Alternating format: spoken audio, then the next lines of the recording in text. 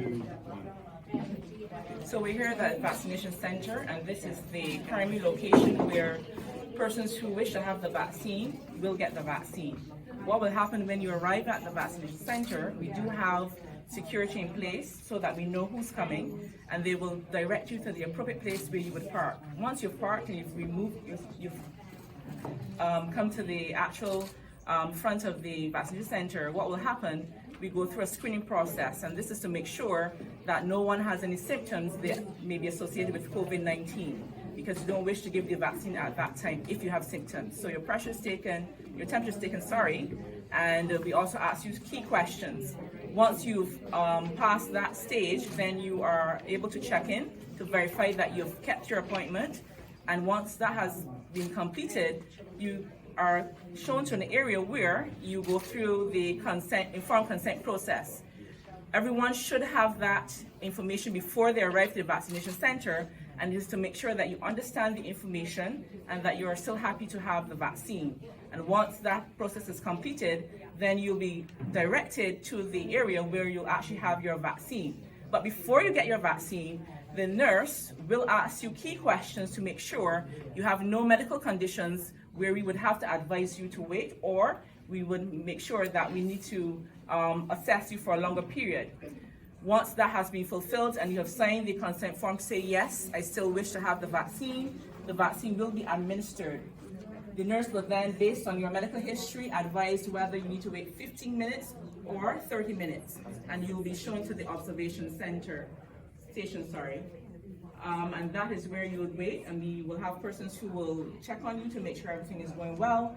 And once there are no problems, then voila, you have had your vaccine, the Pfizer BioNTech vaccine for this first batch of vaccines that we have. So that is the process that we have set up at the vaccination center. We wish, as you leave, to provide you with the second date for your second dose, which will be 21 days apart. And of course, we would want you to leave good thoughts of your experience here at the vaccination center. Any questions?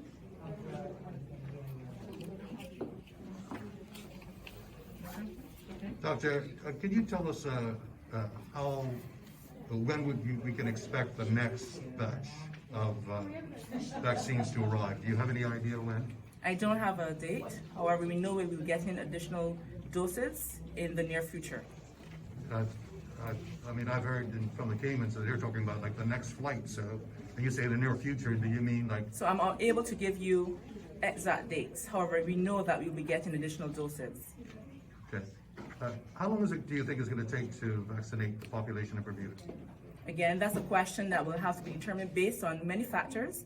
So at this point in time, I don't wish to give that information. How long, Sarah from the Royal Gazette, how long is a typical process for one patient? Okay, thank you for that question.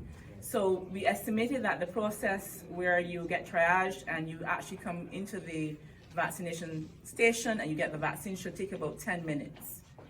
And then if you have to wait an additional 15 minutes for observation, an average person would take 25 minutes.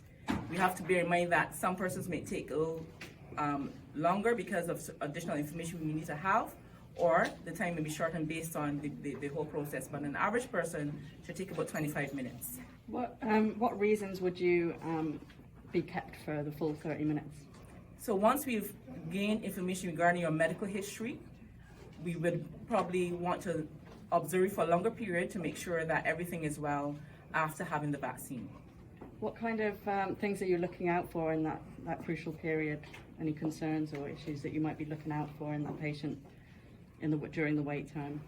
So we're just making sure that some people, sometimes from the experience, they might feel a little faint and they need to sit a little longer, or because of the excitement, because obviously this is a very exciting process. It's new.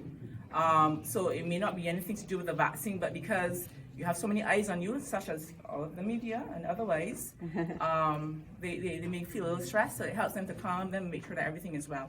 Obviously, you've heard about the allergic reactions that some persons may have had, because people may have histories of allergies they're not aware of, and they may not be able to say that to us. So part of the process is making sure that they don't have that experience and we're not able to manage that. So that's why we may ask people to wait a little longer based on the medical history that's given. One more question from me. Are patients able to generally drive afterwards, leaving the centre, or are you advising that they have a lift? If they can have a lift, that's good. Part of the process, before you leave, you make sure that you're able to drive. So that's part of our observation process. So we wouldn't send anyone who we recognize who's, they really can't drive. We would allow them to wait longer. But generally, that's part of our observation process to make sure that people are well enough to leave and able to drive. Thank you. What sort of allergies would be problematic here? Any allergy that causes the person to have difficulty to breathe, that will be one of our main concerns. You usually call that anaphylactic reaction. Again, if we have the history, we looking at the contents of the vaccine, generally, there should be no issues regarding allergic reactions. But again, we don't know everybody's history, so we make sure that we're able to manage that if that occurs. But the one will be an anaphylactic reaction. That is the one we would be most concerned about. You got 3 people here today. How did they get selected to be here today? So based on the priority groups that we would have shared before, we said that in phase 1, the main groups would be those who were within the elderly category because they are at higher risk for severe disease if they get sick. We also said when we look at the critical infrastructure, there are certain groups that need to be protected because they help to keep our country running. Those are the essential services, policemen, correction officers, etc.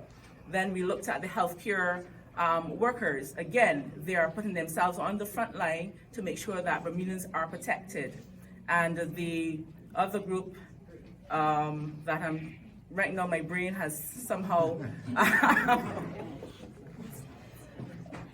yes, rest homes, sorry, which is a very important group under the elderly category because they're living with lots of other elderly persons, and we've recognized that's an area where if you do have a case, it can easily spread to the other persons living in that area.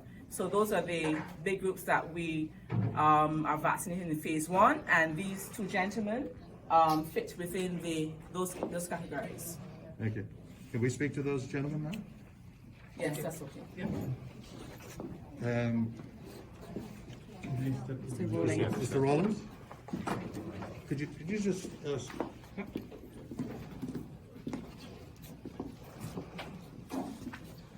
so what's your feelings? Any feelings of apprehension going into this process? Repeat that again?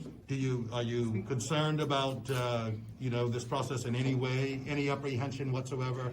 No, not whatsoever. But with all of these people are getting it outside the country and whereabouts, I see why I should get it too. All right.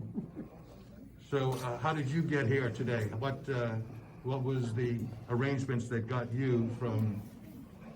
I assume you were at home. How do you get here today? My son brought me down today. Right. And how were you invited? How were I invited? Right. How were you invited? How did you? There's a lot of seniors in Bermuda, so I mean. Oh, yes. Well, I believe because of I had my wife is not that well, and I'm a kind of a caregiver, kind of. So I feel that she can't move around as she should. So I don't want to become like her that way, So I decided to get something done so I could be with her most of the time. Anyone in your family, anyone you know who has been infected with COVID? No. Why do you, any message to the community, the vulnerable population who might be apprehensive about taking the vaccine? Is there a message you can share with them to perhaps encourage them? I think it's right that everyone should get it, provided they're healthy enough to do that. And I don't see what's the problem. There's no problem with all of these thousands of people, not only here in Bermuda, but outside the country, and they're getting it. Why shouldn't I get it too? Keep me away from certain things. Why is it so important that people get this vaccine in, do you believe? Why do you think it's so important that people get the vaccine? Well, looking at the other countries, how they're falling like dead flies, Bermuda is only a place of 68,000 people. It won't take long for 68 people to lie down and die. We all want to be in that position. So I go by with whatever they say to do. They're not going to tell me something wrong, medical people, you know, and I reckon that I should do something about it, you know. Last question from me. Why did you decide to come before the cameras and agree to come before the cameras? You didn't have to do that. What compelled you to do that when you were asked? Well, because I've heard from a few people, not me, they don't want to do it, they want to see what happened first. So I'm taking the chance to see what's happened first, you know.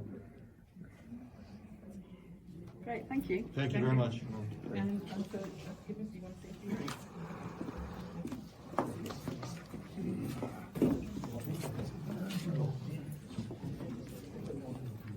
Dr. Gibbons, what's your first name? Robert, Robert?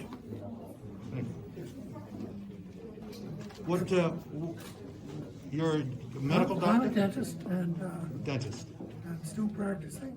You still practicing? Well, I did till the coronavirus, till the coronavirus came, but I haven't practiced since it started. But I still have a license to practice for another year. Do you still intend to So go back I to still it? want my patients to be protected, and my family, and everybody else. Is your practice completely closed then? No, it's not. It's still open, still running. So, how did you and your wife Yes. are here today? How did the two of you get selected to be Well, here? the dental association put my name down, or they wrote and asked us to put our names down, and we did. Put my name down, so I asked them to add my wife, and she was subsequently added, so that that's how she got here. How old are you, doctor? 84. 84. So do you have any words to support this entire process? Yeah, absolutely. I think it's essential that we protect the community, and everybody should be vaccinated. I mean, as a child, I was vaccinated. I had no say in whether I was vaccinated or not. And every child should be vaccinated. And, you know, I get my flu shots every year. I get I have pneumonia shots. I have all the things that should be taken.